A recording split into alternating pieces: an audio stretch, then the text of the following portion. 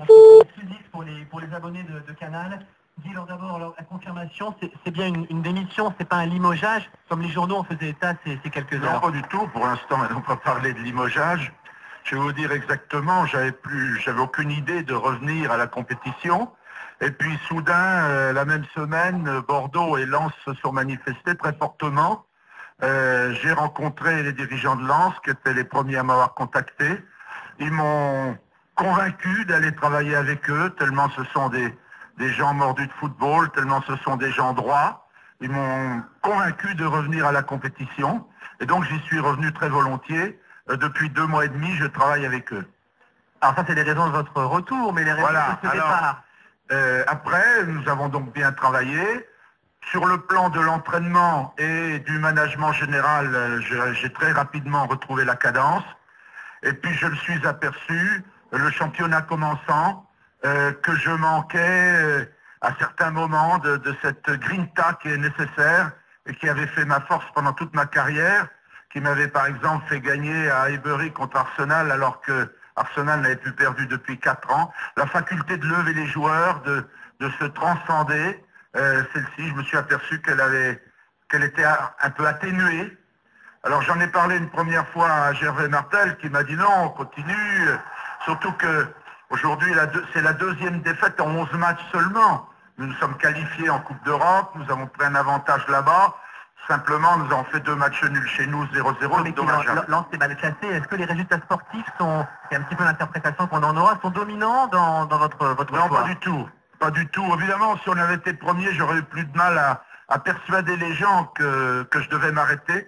Mais moi, j'ai senti en moi, dans les moments décisifs, l'impossibilité d'hausser le ton, si vous voulez, non pas de la voix, mais hausser le ton moral de la psychologie qui fait la force d'un entraîneur.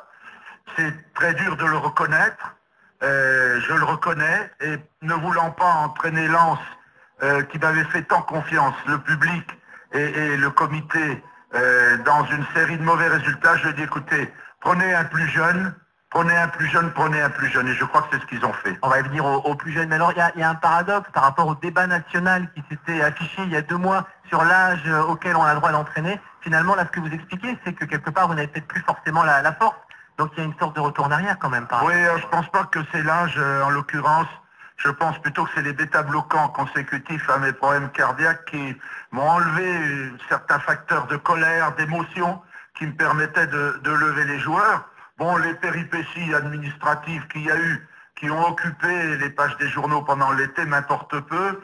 Je sais que c'est un peu humiliant pour moi aujourd'hui de reconnaître ça, d'avoir été dire à mon président, écoutez, enlevez-moi, prenez un plus jeune, enlevez-moi, il y en a de valeur, des jeunes qui n'ont pas de travail. Lorsque j'étais embauché, le marché n'était pas terminé, on ne savait pas qui resterait. Ouais. Mais quand on voit les gens de qualité, les Français de qualité, anciens champions de France, où ayant fait remonter leur équipe en première division qui n'avait pas de travail, c'était normal que je me retire. Quand un joueur ne se sent pas en forme, il doit aller le dire à son entraîneur. Quand un entraîneur ne se sent pas en grande forme, il doit aller le dire à son président. Est-ce que vous avez le sentiment que votre image est écornée par ce double revirement de situation? Oui, peut-être, mais moi je ne fais pas... j'ai jamais fait une carrière pour faire une image. L'image, elle s'est faite comme elle est. Je pense que l'image, elle prendra ma souffrance d'aujourd'hui comme elle a pris ma gloire d'hier. J'espère en tout cas que ma franchise sera reconnue. Voilà, Guy Rousse, c'est l'entraîneur paradoxal. 2 clubs, 43 ans dans l'un, 42 ans dans l'un, c'est la JOCR, et 65 jours dans l'autre, c'est le Racing Club de Lens. C'est le vrai paradoxe. L'entraîneur qui devrait remplacer Guy, a priori, Alex, on aura confirmation sans doute dans la soirée, devrait être quelqu'un qui connaît bien ici le stade de la Méno, puisqu'il s'agit de Jean-Pierre Papin, l'ancien entraîneur strasbourgeois. Merci.